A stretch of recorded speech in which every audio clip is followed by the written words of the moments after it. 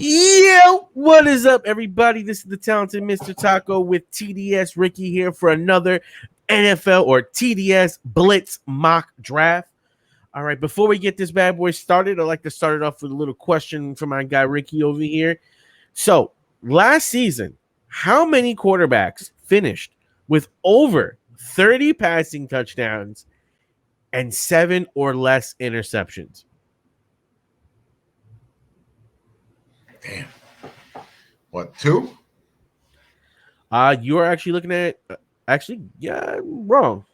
I'll give you another guess. I'll give you 2 more guesses and then we'll move on. I can't believe there's that many. I don't know. You said 2, higher or lower. So 1. You think 1? 3? 3? Nope. 1. 1? Nope. So there was actually 4. It's funny that we're picking 4th and then we got this one. Nah, right? look at that. But Smart fella. Yeah, I keep switching it up on you. I think even 4 was a lot. 4 was a lot. And let's take a look at who they were. So we got Aaron Rodgers, who finished with 48 touchdowns and 5 interceptions only. And ladies and gentlemen, Aaron Rodgers will be back this season, and he will have a chip on his shoulder. That is a major development, and it changes the way we look at the board going forward, because now there's another primetime quarterback that's going to be on there that you totally believe in, because this is a season where I totally believe in A-Rod. Patrick Mahomes had 38 touchdowns and 6 interceptions last year. Put up a beastly season. He put up more yards than Aaron Rodgers, but overall his touchdown numbers, I felt they were kind of low as someone that rostered him. But towards the end, he kind of like went on a little bit of a lull. Then we had Deshaun Watson and Ryan Tannehill tied at 33 touchdowns and 7 interceptions each, which I feel like was a super interesting and cool stat to have on there. I'm actually surprised about the Watson than I thought Tannehill would have 10. Those are the 2 that I could not think of. Well, I mean, honestly, I think that Watson is one of the most, I want to say, underrated quarterback from the standpoint of he's really accurate and a really solid passer. It was just such a hectic year last year.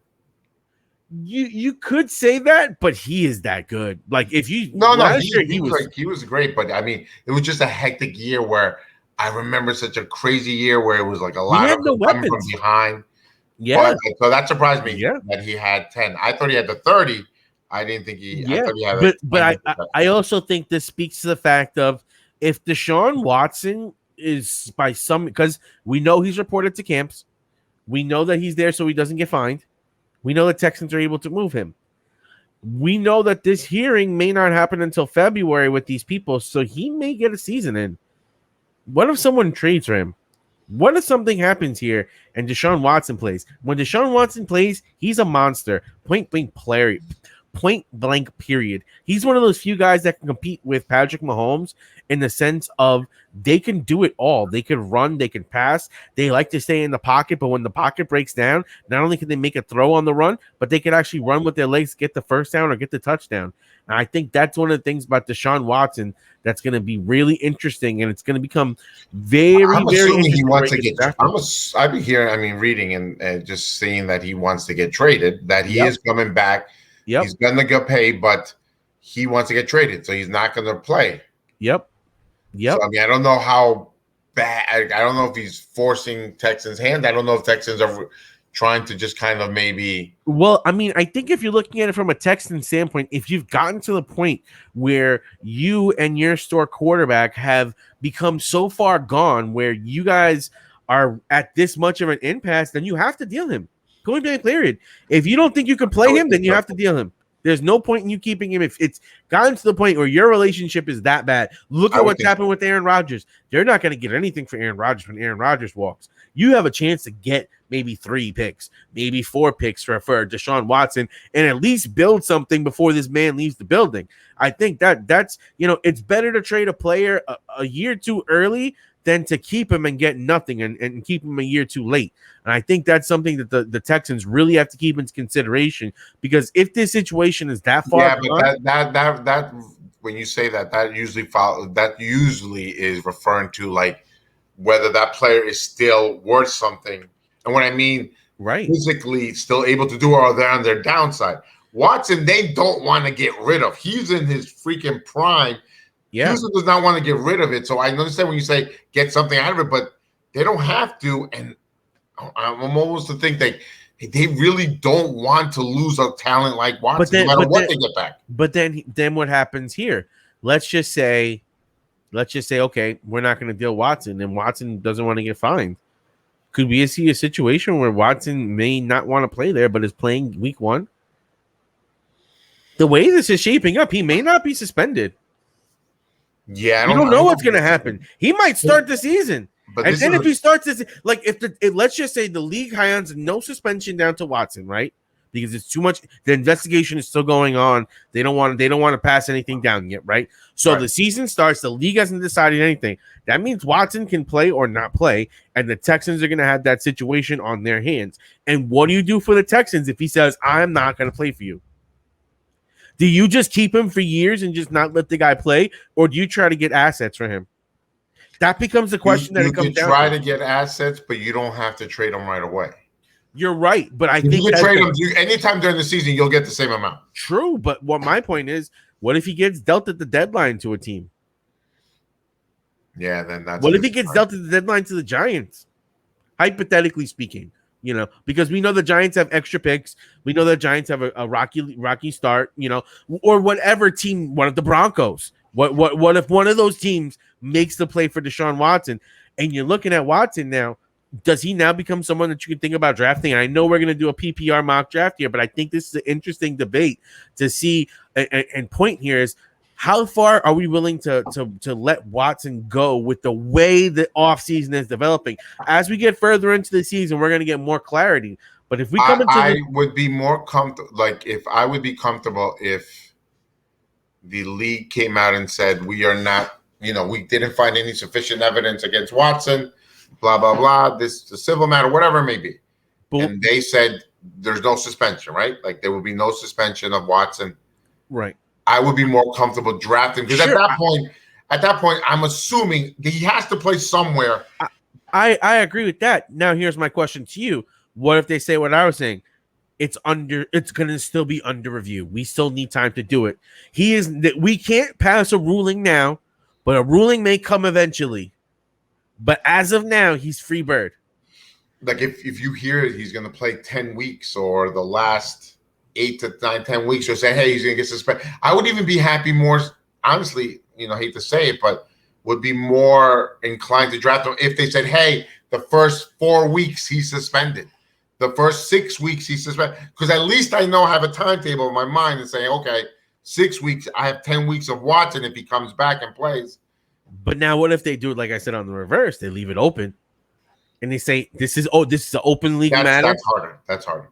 I really got to see my team, and I got to see at that point what's available. I think he becomes an interesting QB too. Or if you like some of the QBs that are there, and you like the Watson upside more than all the other QBs, and you know that you can get one of the QBs on the comeback, and you basically stack your 2 QBs, but you take Watson first, thinking like, okay, I could take Cousins or Ryan or one of these other guys that I think is okay. He's not great, but you know what? You can even get a Stafford.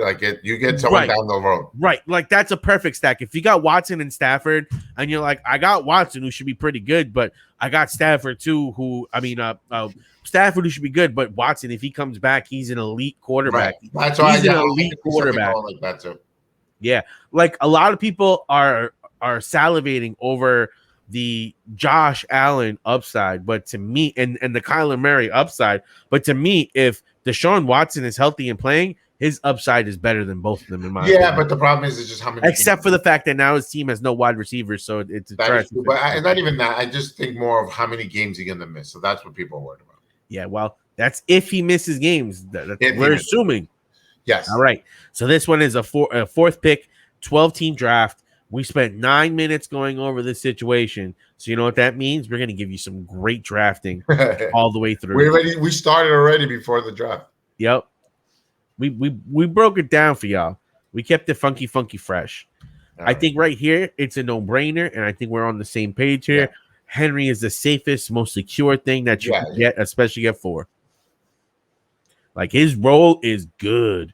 Yeah. I like that Aaron Jones is making his way up the board, because to me, I think he's the guy that's going to have to push into the top 5, top 6, based on the way the running backs are set up. I think I might trust him a little bit more than a Jonathan Taylor and some of these other guys.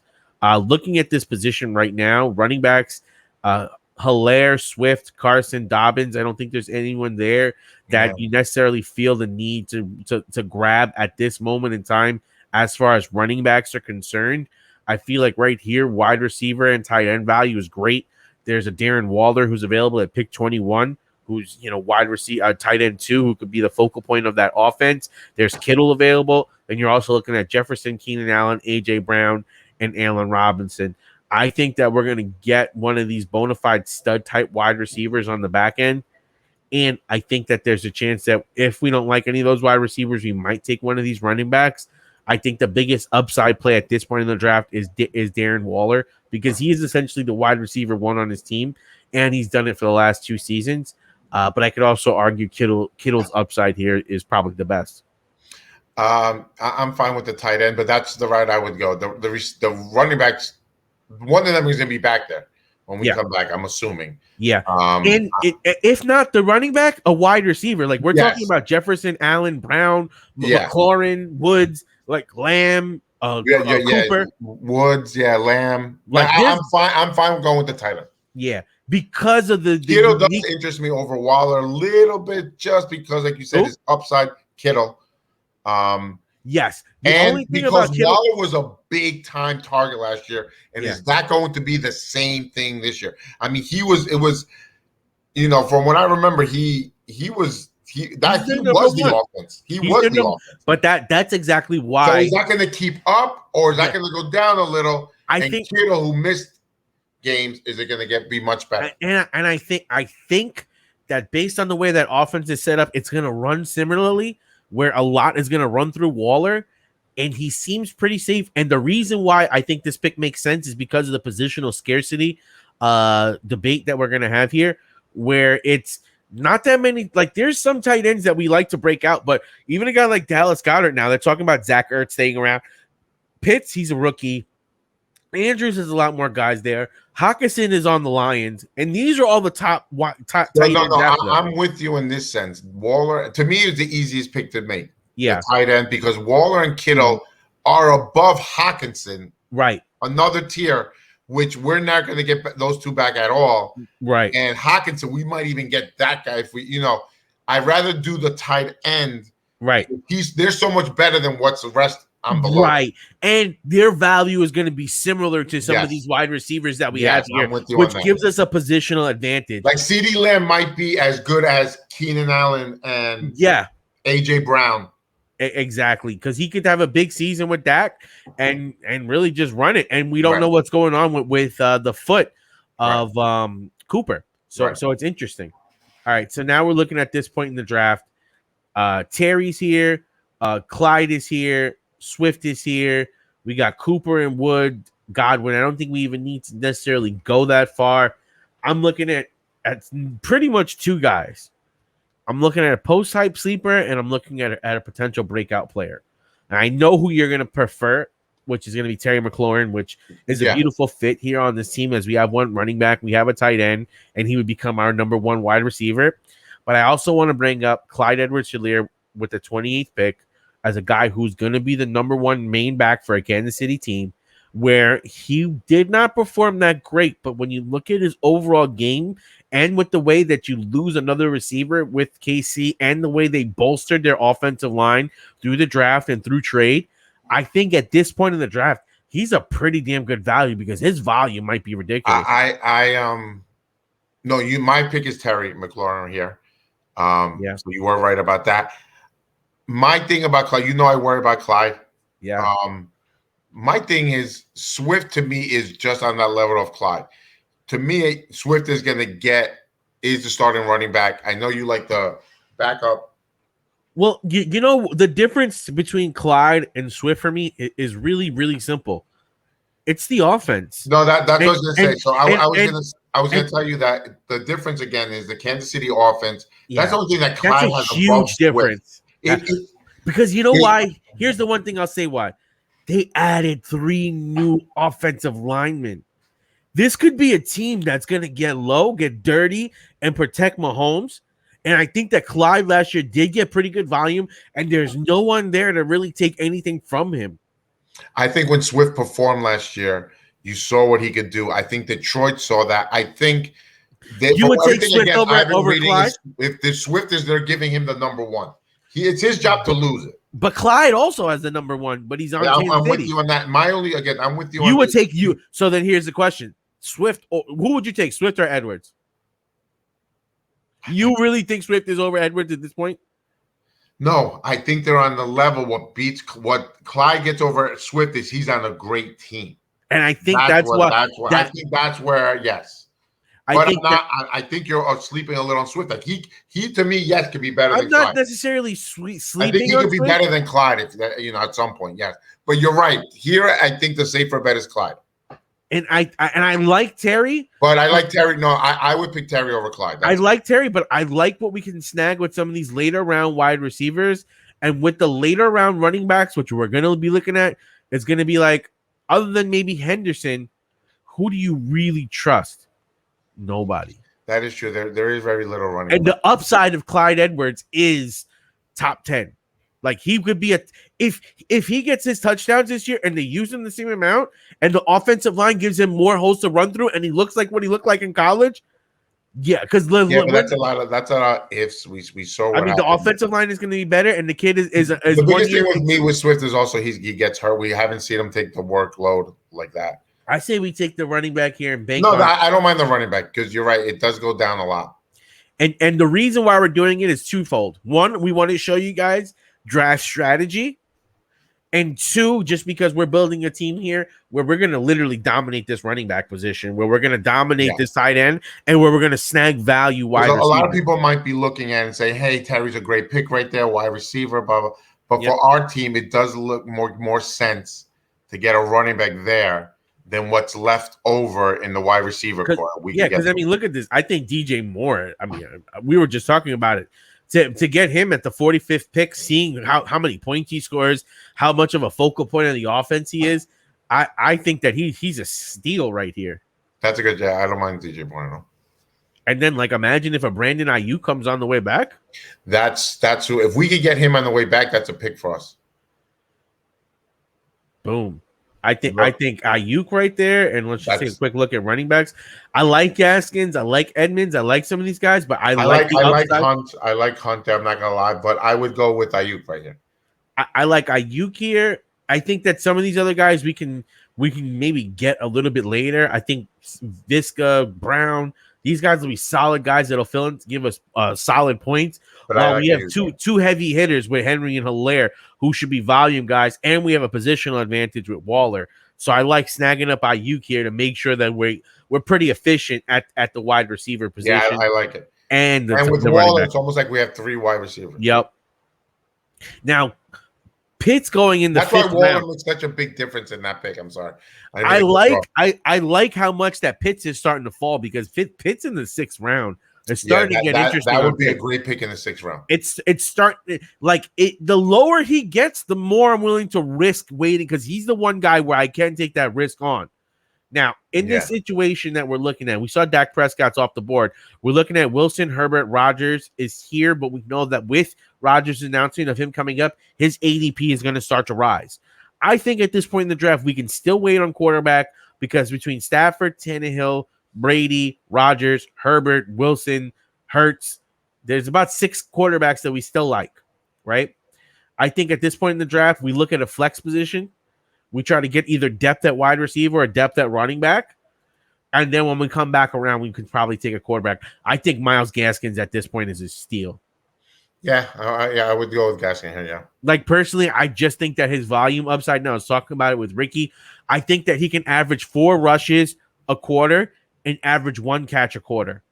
Do you think that's too far? Do you think that's outlandish to say Myles Gaskin is going to get 4 rushes a quarter and 1 catch a quarter? I really got to see how the offense is going. So you were saying it's going to be 16 touches and then 5 receptions a game? That would be 4 receptions and 16 rushes. 4 receptions. I know. Oh, no, because last time you said 7, and I was like, between 4 and 7 a game. I said between 4 and 7. No, you did not say before 4 and 7. 4 is way more realistic than 7, Steve. Yes, 4 is I can see realistic. Yes. Now when you're talking about 6, 7, that's a lot. Now here is where the draft I think reaches what we call, and I'm gonna go the fork in the road. This is where your draft can take one of two spots. You can either go with the quarterback at this point and try to secure one of these top end or upper echelon, or not upper echelon, but like the middle echelon type guys. Right. You're reaching like your 5 through 6 guys, your guys that have good upside, but they do have some questions surrounding them. Or you can build another positional player to fill out your roster and then wait for that next rung of quarterback. Over the last couple of seasons, we've seen guys like Mahomes, Tannehill, Herbert come out of nowhere and produce, even Lamar Jackson, produce great value for fantasy owners. Right. At this point in the draft, you have to assess where your team is and what your risk tolerance is and what your quarterback strategy is, especially once you've reached the 7th pick in a 12-team draft and you already have all your positions but one flex. Now, personally, we had just spoken about this. Quarterbacks between Wilson, Herbert, Rodgers, Hurts, Brady, Tannehill, and Stafford. I'm cool with all of them because then I'll take one of these high upside young guys between Lawrence, Burrow. Maybe I risk it on a Jones or see if Roethlisberger has it or Fields. I don't mind taking one of those guys and one of those guys and double up on quarterback throughout this draft. Or we take one of the top guys and not worry about it and just maybe take one of those guys as backup. Now, when I look at some of these guys that are available, I got to see if the juice is worth the squeeze. We both think that Judy has great upside. Yeah. But the question is, who's his quarterback and what's that situation going to look like? And there's a lot of guys available. Or not available, but a lot of pass catchers on that team, right? My thing is this, the way, because normally I think like normally the QBs, I like the guys that are below them, but I actually like the way our team is constructed in the way that we have a few running backs. I liked our receiving core, even including Waller. Yep. I would almost like to anchor it by getting the QB that I know, whether it's Wilson or Herbert or Rodgers, that I know is going to be, that's it. Like I don't have to worry. The only time I have to worry about is when his bye comes. And I almost at this instant, the way our team is constructed, I think that QB would do wonders for our team. Like it's going to do wonders for our team. And again, this is why I call it the fork in the road. Right. Because it's a big decision. And I would counter that argument with what you had argued with me before. Well, look at what Wilson did in that second half, and look at what Rodgers did the 2 seasons before that. And, look at how many times we've seen the later quarterbacks be producing tremendous return value. But then the question is, how late are you going to wait? How much is the juice worth the squeeze? Now, if we look at where we are in the draft board, okay, because I think now this becomes when you start analyzing and start deciding. Okay, let's see. The guy in front of us, the 2 guys behind us, they have quarterbacks. Okay, who else is available? 1 quarterback, 1, 2, 3 teams without 4 teams without a quarterback. So you're looking at 5 teams don't have a quarterback going through this stretch. And this is our longer stretch. Yep, this is our longer stretch. On the board, there's Wilson, Herbert, Rodgers, Tannehill, Hurts. So let me just say, let's say those first 5 go, right? Let's say those first 5 go. So that leaves us with Tannehill, Stafford, and then Burrow and Matt Ryan and below that, right? Can I tell you, I think that Tannehill is one of the most underrated quarterbacks, especially when you look at what his point production was. I'll pull that back up for you from last year. When we looked at it, Tannehill had 351 points, and when you look at where he ranked among all quarterbacks, and now let's keep in mind that he just got Julio Jones back. He was 1, 2, 3, 4, 5, 6, 7. He was the 7th quarterback overall in the season last year. He had 7 rushing touchdowns because they like to do a lot of play actions and bootlegs off of Henry. So that is sustainable, and it is part of the game plan, which they do build in. And he was a former wide receiver, so he does have the ability to be mobile with it. but like you said, you were impressed with his 33 touchdowns to 7 interceptions because he was efficient and effective with the ball. I think that Tannehill is one of the most underrated quarterbacks, and I think he will outperform. I get what you're saying. My only thing is this: one, Russell Wilson had a horrible second half, but he had an amazing first, and I have to believe that there's something. He wasn't as great as he was in the beginning, but he's closer to that than what he was in the second half. I get what you're saying, but overall, when you think about it, because look, that was a bad second half, and he still got him by 20 points. You're right. That's one whole game. You are right, but that is a 21-point difference, and now we're giving Tannehill. Hold on, and now you're giving Tannehill Julio Jones. I get it, but and here's the guy that I would say that, because if there wasn't a guy to like necessarily say that you can argue, Javonte Williams, like I've said numerous times before, he is positioned to be the number 1 3-down back for this Denver Broncos team. They traded up to get him in the second round. He's a back that I'm very bullish on, where I think that even if we're coming out with 4 3-down running backs, and that means you have trade bait, you have injury situations, and like I said, I believe, and I'll go on the full record of saying this, I think that Tannehill and Justin Herbert will perform almost similarly. I think that Tannehill is going to be a top at least 8 quarterback at the very least. My pick right there is not, as much as I like Herbert, I'm more leaning towards Rodgers or Wilson. I agree. I would probably take I kind of will leave Herbert out there. I'm looking at Wilson and Rodgers, and both of them to me just scream, look, I'm going to get you 375 points no matter what. So did Tannehill. No matter what happens. And I get it, but hold on before we get that. Remember last season when I had gotten Tannehill and I had tried to sell him off because I had Patrick Mahomes that season, and I was really annoyed because when we looked at the point games productions, Tannehill was a top 5 producer during his time in Tennessee when he was the starting quarterback. Because remember, the season before that, he had taken over for Mariota. And now that he's fully entrenched in this situation, this is his 3rd year on the offense. I'm just gonna say I'm a firm. I think that Tannehill could perform close to Wilson. But you keep emphasizing so much on Tannehill. Yeah. I'm so much emphasizing that Williams is not worth the squeeze. It's not worth it to get Williams, who even at his best probably won't take over my top 2 running backs. And you're talking about maybe gets a flex where then I know if I get this quarterback now, this is a guaranteed 375 points, which will do wonders to anyone's fantasy team. So my point is Williams is not really worth if you're telling me even if you had Gaskin maybe at that point. Well, Gaskin falling there is absolutely absurd. No, I know.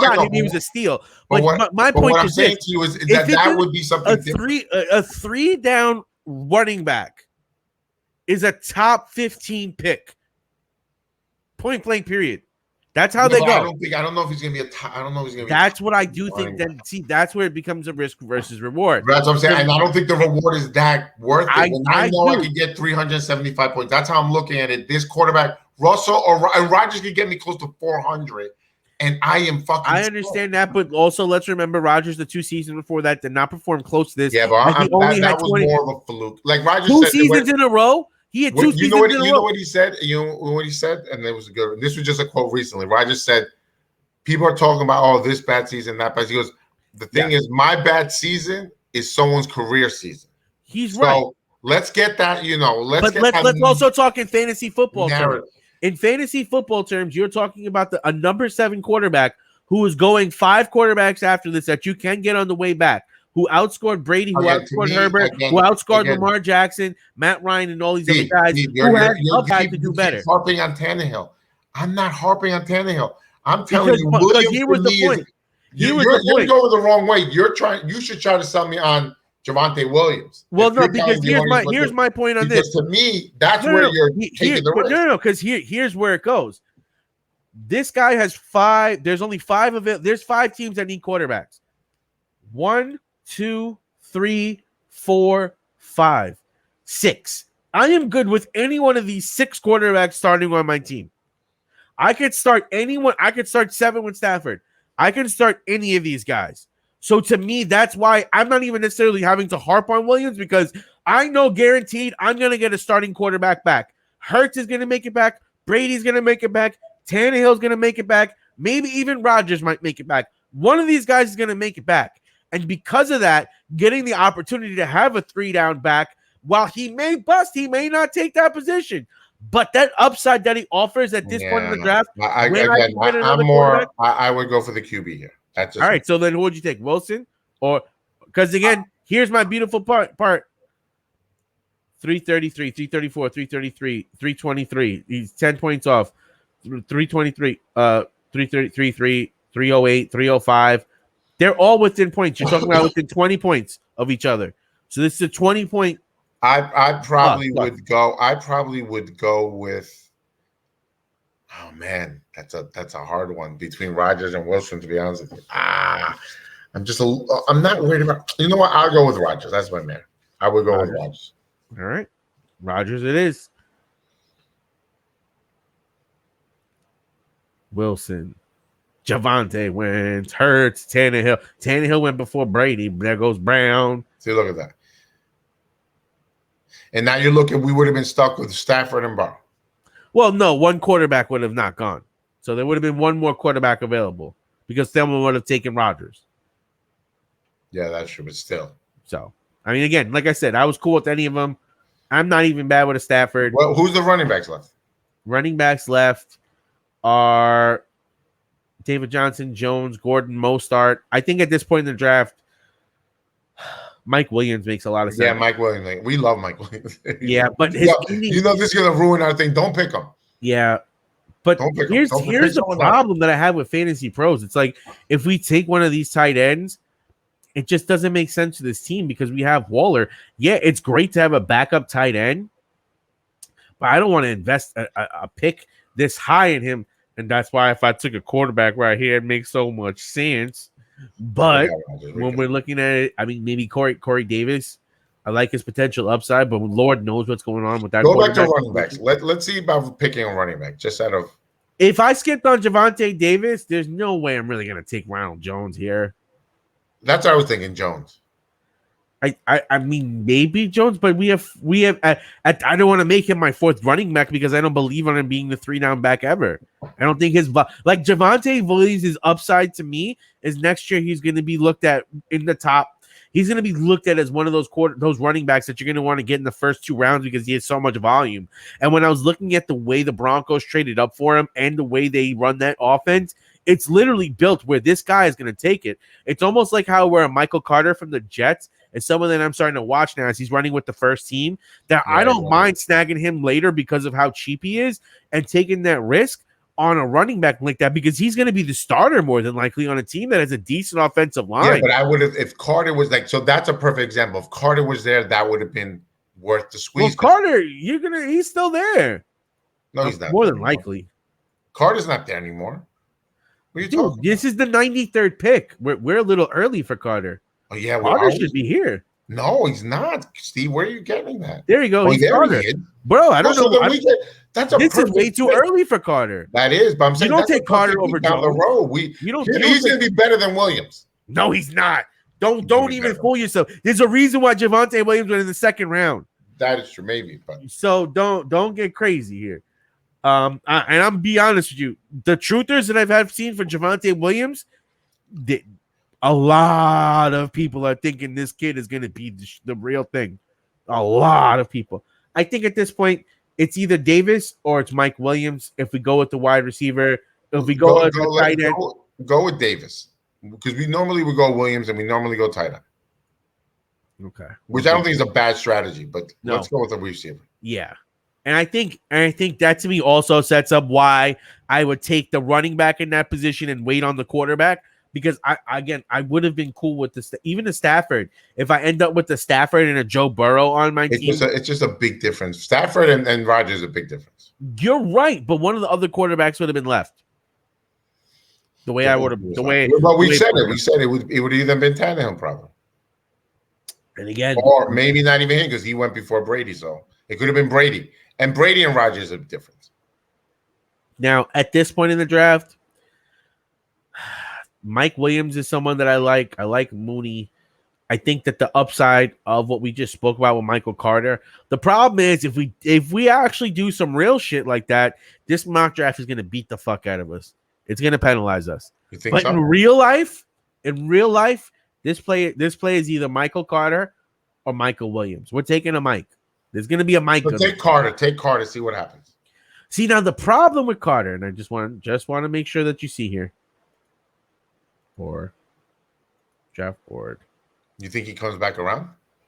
Not necessarily that, but if you look at our team, we have Henry, we have Waller, we have Clyde, we have Moore, we have Ayuk, we have Gaskins. Oh, we only have three running backs. Yeah, no, Carter's a good one.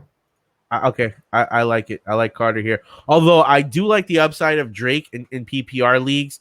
I think that he's going to be interesting, but the volume upside is with Carter here. I think he's one of the last 3 down possible backs. Right. Trey Sermon is interesting, but that situation is sticky. Whereas Carter's already running with the ones. Yeah. I think they're going to give him the run. There goes a lot of guys that I liked. Okay, now let's look at this situation. Let's break it down. Damn, and there goes Stafford again, bro. That's again where I'm going to go back. Javonte, baby. And then we got a Mike Williams, baby. But at this point in the draft, I think wide receiver might be the way to go. I think you're looking at Marvin Jones, T.Y. Hilton, Mecole Hardman. All these other guys become reaches. Backup tight end. Who do you have at backup? Higbee is there. Running back. We have so many running backs it wouldn't even make sense. Backup quarterback, I guess, but it's a little too early for a backup quarterback. If we could get Trevor Lawrence at the end, that would be happy. But I think we got to go wide receiver here, and it becomes which wide receiver. I think Hardman offers upside. I think Ruggs offers upside. I'm with you on Hardman. Hardman, right? Yeah, I'm with you on Hardman. I think he has a lot of upside this year. I know we've said that before. They said that before. Yeah, but you know who also was like that? Tyler Lockett. Tyler Lockett was the guy that you looked at for years. Well, he has upside where in these rounds where it's like, yeah, this guy's busted so many times. But another guy I want to bring up, if you played fantasy baseball, Bryce Buxton. Right. Bryce Buxton, so many years, you're like, wow. So many years, you're right. And then finally he gets it all together. He always does it, but you know what? There's always a question about it. But that's why it's a contract year, isn't it? I believe. But but that's why you get these guys discounted rate. Yeah. And that's why sometimes, especially when you have a team like how we feel, where our team is pretty solid and safe. Like if you look at it, we got Rodgers, Henry, Clyde, Moore, Ayuk, Waller, Gaskins, Davis. It's okay to take some of those risks because we already have so many solid guys that it's fine. One thing I would tell people watching is at these rounds, it's all right to reach. Not be too high, but no, not too high. But the guy that you like. Like you're normally, it's hard to reach when you're at 3 or 4, right? Because then you're like, damn, I'm wasting a 3 or 4 pick. But if you're reaching at an 11, 12, or 10, okay, you could take that risk more. Yeah. And your team can sustain it if it doesn't turn out well. Yep. And again, I just want to say it. There goes Matt Stafford. There goes Joe Burrow, and that QB upside. While I understand it's safe to have a Rodgers, dude, look at our team. Because of Rodgers, we're not going to get a bad grade for the first time. We'll see. I tell you right now, we'll see. Rodgers holds it down. We'll see. And he has something to prove. And he's walking in with an Office T-shirt. I think we have to go either wide receiver or tight end. I don't mind Higbee. I think he offers pretty good upside on that team. And then we look at the wide receivers, Rieger, Jones, Hilton. I all think they're not bad. I think Brown offers decent upside, but we do have Waller. So I probably would get I like the receivers. I don't mind Marvin Jones, to be honest with you. Yeah. I agree with you, and I think with the quarterback upside there, it's an interesting one. Yeah, that's what it is with me. He's not bad. He's a good receiver. He's an NFL receiver. There went Higbee though. Troutman went too. Jesus, Devy. But the tight ends had to go at this stage right now. Yeah, but Troutman that high? Wow. Oh, no, you know what? We should have took it. We should have took the tight end there. Think so? That because look at what's available now. Like Austin Hooper or But Gerald you like Everett. Hooper. You said you like Hooper. Yeah, but like I like Higbee a lot more than Hooper. Like I like Higbee a lot more. Like I think Higbee could be a serviceable player. So I think that's one thing where if we can make a change, especially because Jones isn't someone that we really like. Like it's Jones. Like, you know, he could be good. But he could be good. You're right, but I can say the same. When's his last quarterback?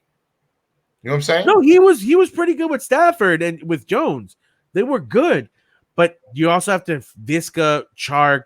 It's a rookie quarterback. Yeah, and the tight ends the way it's set up. You know the veterans and the rookies sometimes. Yeah, because he's a veteran. But I just think that the jump here at tight end made it worth it. Where that is one risk or one pick that I would say maybe we could do over, but I think it'll grade out well. I think at this point in the draft,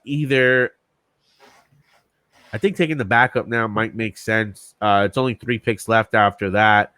Or we take a John Brown here and then take another quarterback after that. I don't mind taking a Stafford here. I think because of the quarterbacks that are available, I don't mind a shot at Lawrence and I don't mind a shot at Burrow. I'd probably take John Brown just because his volume upside, possibly. Right. And again, it's because we already have Rodgers, who, like you said, he's our quarterback. Like, it's just, the guy. And then tight end wise, I can't take Komet there or any of the other guys. Salvin Ahmed, Darrell Williams, Rashard Penny, Addison Manituck. Excuse me. I don't like any of these guys really that much. But Ahmed. I was looking at Penny more than Ahmed. The only reason because we have Gaskin.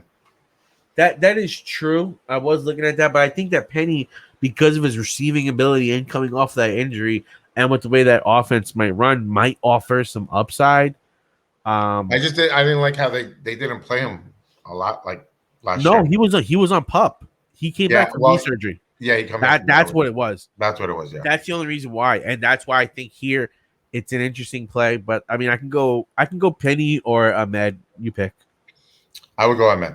Of course, you're in love with Ahmed. I don't know what it is about Salvin Ahmed, but that's your guy. And look, Rashard Penny went right after that. There goes Stafford. I don't know about Gaskin being the guy there. Bro, imagine getting Stafford this late in the draft. So look, we can get Stafford right now. Boom. He just went. Oh no, he left. Yeah, but like what I'm saying is, I'm fine with Joe Burrow. Joe Burrow or Trevor Lawrence. I would go Joe Burrow, but like, bro, Joe Burrow could break the fuck out this year, man. Yeah, Joe Burrow could legit. If they just keep him standing. Bro, that's the only reason why I'm really starting to get into the position now where I did it last year. I'm gonna do it this year. I'm gonna probably fade the quarterback unless it's like a Lamar in the 5th or some stupid stuff, something like that. Right. Where it's like Lamar falls like a rushing quarterback. It has to be a rushing quarterback. Right. Is the only one that's gonna make me break the bank. Because God forbid Fields takes over halfway through the season or something. Or God forbid Trey Lance. I think who's there? What's his name? Jimmy G is with Trey Lance, and then you have Andy Dalton with Justin Fields. That's it. I don't think Dalton. I think Fields starts. I think they're both going to find their way into the lineup. What do you think the grade is? I think it's a 6. Oh, look at that! What I tell you? We literally played to the grades though in this one. We literally said we did, but the picks that we made, and we even might learn something is learn something because again we're playing to the grade. I am taking Michael Williams over Corey Davis most days of the week. Yes. Oh no. Yes. Dude, that was the one we really knew we were going to do. And also like Michael Carter falling where he did, I think is a potential steal. He's a guy that a lot of people I think should start keeping an eye on because the value that he's starting to bring. And I think Hartman's there's a lot of chatter around Hartman. A lot of people are fading him because they've had bad experiences. Really? No, I was reading that they were. I've seen a lot of talk about him as maybe this is the year, especially with Watkins gone. Yeah, so they were talking about this was his year. This was the year that he was going to get enough in the regular 3 lineup. You know what I mean? Like he was going to be a regular in that first. Yeah, because they usually run two wide receivers, or 2 to 3 wide receivers and a tight end. Right. Fullback. Sometimes they run. This is one of the few teams that runs a fullback because they have Sherman, who's really good. But yeah, this team came out really good. I mean, overall, I think if you're picking in the top 5, you should really come out somewhat awesome. Similar. Yeah. Awesome. The reason why I want to say that is because there's so much depth later. Like when you're looking at some of these guys like Myles Gaskin snagging him with that flex spot. Again, I think Myles Gaskin's upside is really high. And I'll tell you one thing. One thing now is DJ Moore and Ayuk, who I think were really big. I don't want to say steals, but they're not big names where you're like, oh, look at that. We might even say, hey, our receiving course may not be that great. They're good. They put up points. And you know what? They're PPR relevant. Yes. Like they are catch guys. Yeah. They get their catches in. And I think that's what makes them so what the fuck? Why does it not show the end board? Oh yeah, that's right. All right. So, they're going off with that one. So yeah, it is what it is. We're gonna make it happen. Draft analysis. Look. Yeah. Oh, there we go. 91. Huh. Interesting. Overall starters. Fantasy Pro. I guess they saw the glitch. Oh no. Bench. Again, how does our bench score 185? I don't understand their calculation of benches. Who's 303? Catch me if you can. Who's their bench? Actually, that's a good point. Team rosters. Catch me if you can. Bench. Let's go bench. Where is it? Blah blah blah. Raheem Mostert. David Johnson. Devin Singletary. Are you shitting me? Dude, I told you. Is it because Irvin Smith Jr.? Well, he is that good. Irvin Smith Jr., he's kind of a big deal. But, dude, when I tell you it's playing to a grade, this system is fucked. It's literally playing to a grade now. Like, those are horrible running backs to have in the bench. Our team deuces on it. Like Mostert, when was the last time he played a full season? That's the last time he played more than 10 games. He's not. I know they're saying him the starter because they have to name a starter. That's the only reason he's a starter. Bro. They're naming him the starter, but that's because they have to name a starter of that team. Bro. Michael Carter. Isn't that crazy about that? Michael Carter and Marvin Jones alone is better than everyone on their bench. And let's not talk about Hardman's breakout or John Brown's volume upside. And what's his name? Zach is going to take over Singletary. Or he took over already. I mean, that's like a 50-50 timeshare with Josh Allen being the primary guy. So I think Zach Moss is going to be better than Singletary. He's going to be the number one. That whole situation is not even good. So, yeah, no, I don't get it. I don't get it. Oh, Deshaun Watson being their number one quarterback. Yeah, Darrell Henderson, Cook, Keenan. I mean, their wide receivers are really good. They're stacked at wide receiver. Not going to say no. They don't have a backup quarterback? No backup quarterback. No need. I mean, it's true. You don't necessarily need it. I like to take a high upside backup quarterback just in case. Yeah, just in case. As we've seen, and like I mentioned constantly throughout, there's going to be some quarterback who's going to come out of nowhere and be a top 10 to 5 to 3 player out of nowhere. We saw it with Jackson. We seen Murray have meteoric rises. We saw it with Herbert last year. Even Tannehill during his production. These guys are all finishing in top 10. And Tannehill's been in for a while. Tannehill was a veteran. I mean. Well, no, but Tannehill really broke. He was a waiver wire guy last year. No.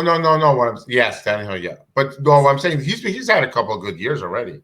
It was the second half of 2019 and all of last season. So, but that's why he's still getting no respect, and that's why he's a guy that I feel like he's going to be a snag in most leagues. I've been getting him in a lot of leagues lately, just because a lot of people don't think because it's Derrick Henry's offense. So a lot of people don't believe in him, But with that being said, we hope you got a lot of information on this mock draft. I think this is one of the best ones because not only did we cover the Watson proposition, where the team that got ranked higher than us is literally going all in on Deshaun Watson, and that's why they're ranked that high, or you got us that did a logical approach, built a team out that can not only last and sustain injuries, but offers you great upside throughout the season and gives you a shot to legitimately win a championship. I think that this team is absolutely stacked, and even at 91, I can't even imagine how this is at 91. Like I do think what we have is you have guys that could come off your bench and compete to start on your lineup. Yeah.